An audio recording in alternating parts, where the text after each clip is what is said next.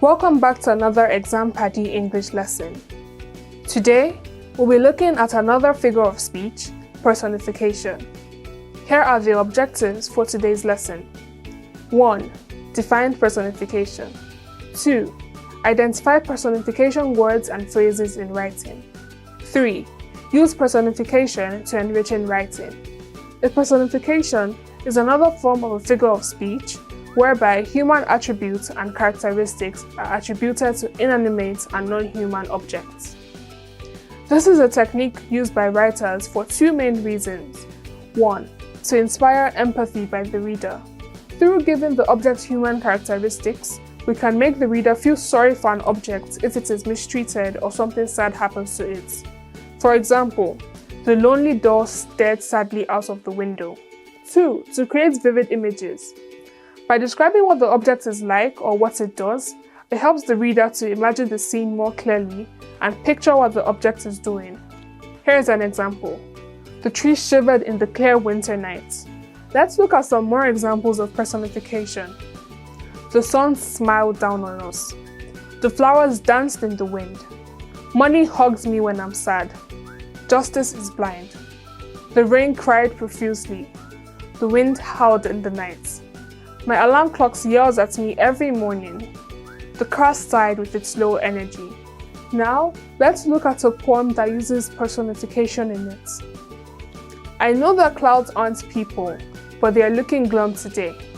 So I say that they are pouting as I watch the sky turn grey. Now the sky is not a person, but I feel its raindrop tears. So I say that it is crying, and then the sun appears. The sun is not a person, but its warmth spreads like a grin. So I say the sun is smiling, and the sky cheers up again. Let's try to identify personification words together in the following sentences. I'm going to read out 3 sentences and we'll identify the personification in each sentence. 1. The sun kissed me at the beach. 2. The food kept calling me with its scent. 3. The stars winked at me on the summer nights. In sentence 1, the personification in the sentence, the sun kissed me at the beach, is the sun kissed me. This is because in real life, the sun cannot actually kiss you. Therefore, the word the sun has been given a human attribute. In sentence 2, the personification in the sentence, the food kept calling me with its scent, is the food kept calling me. In sentence 3, the personification in the sentence, the stars winked at me on the summer night, is the stars winked at me.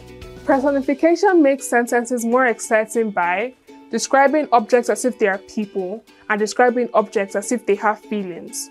For example, the rain stomps angrily on the fragile roof like a grumpy giant. Or, the snow painted delicate white pictures on the ground as it fell gently from the sky. In these examples, rain and snow are described as doing things. Stomps angrily and painted. Describing things in this way helps to bring settings to life. When used as a part of a certain description, examples of personification also help to set the mood of a scene. In the first example above, we can imagine a very dark and angry mood, but in the second example, the mood feels light and peaceful. Can you try and identify the personification in these sentences by yourself? Look at number 1. The car grumbled as the bus hit the road. Number 2. The computer yawned as it was switched on. Number 3. The lightning fell severely. Number 4. The printer chuckled as it spluttered out papers. Here is another activity for you to try out. Can you match the object to the personified description? I'll do the first 2 objects and you do the last 3. The first object is the wind. Can the wind crawl slowly across the road?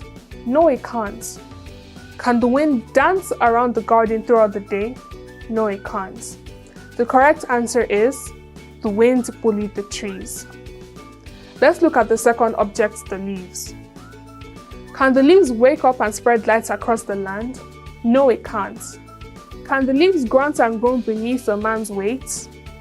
No, it can't. The correct answer is, the leaves danced around the garden throughout the day. The last activity for you to do is, complete the certain description activity using personification as a technique in your writing. Imagine you are watching someone film a dust storm in Australia. Think about what that person could see while they were filming and how they might be feeling. You could use the photograph, which will be displayed as an inspiration. Write 3 sentences that use personification to describe what the person filming could see or how the person was feeling as they filmed. For example, the dust swallowed everything in its path like a hungry monster. Or beads of nervous sweat swam down the woman's forehead as she filmed. Thank you so much for learning about personification with me. See you in the next lesson. Goodbye.